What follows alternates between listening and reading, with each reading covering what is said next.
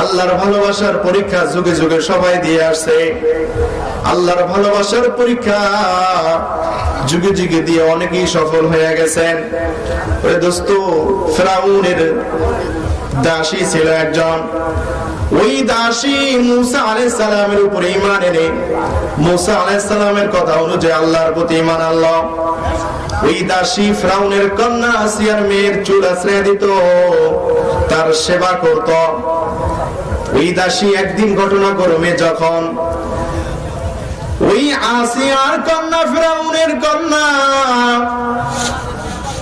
এর চুল আশ্রাইতেছিল, দাসীটা যখন আসিয়া এবং ফিরাউনের কন্যার চুল আশ্রাইতেছিল, চুল আশ্রানো অবস্থায় তার হাতের থেকে চিরুনিটা পড়ে গেছে। দাসীর হাতের থেকে চিরুনি পড়ে যাওয়ার সঙ্গে সঙ্গে সে চিরুনিটাকে বিসমিল্লাহ বলে তুলল।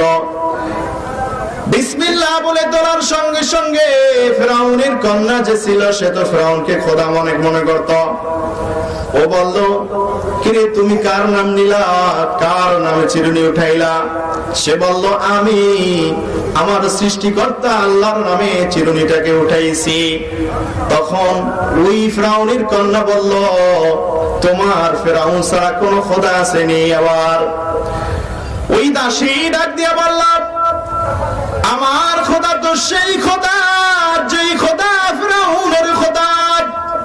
ফিরাউন তো সাধারণ একজন সৃষ্টি মানব, ফিরাউন তো সৃষ্টিকর্তা হতে পারে না। সুতরাং আমি ফিরাউনকে খোদা বলে মনে করি না। এই কথা যখন ছড়ায় গেল মহলের মধ্যে, রাজমহলের মধ্যে যখন ছড়ায় পড়ল, ফিরাউন দাসীকে ডাকলো। দাসীকে ডেকে বলল, তুমি কি এই কথা বলেছো? আমাকে বাদে অন্যকে খোদা মনে করো, প্রভু মনে করো, সৃষ্টিকর্তা মনে করো। দাসী জবাব দিল, অবশ্যই আমি তোমাকে কখনই খোদা মনে করি না, তোমাকে প্রভু মনে করি না।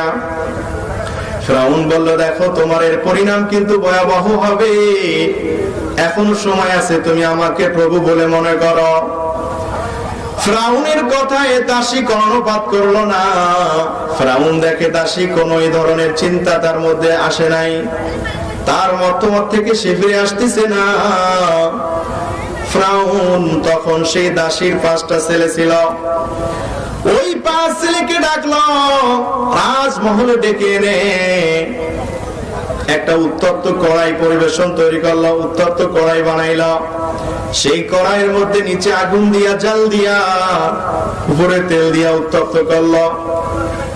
বলল, দাসী, যদি তুমি আমার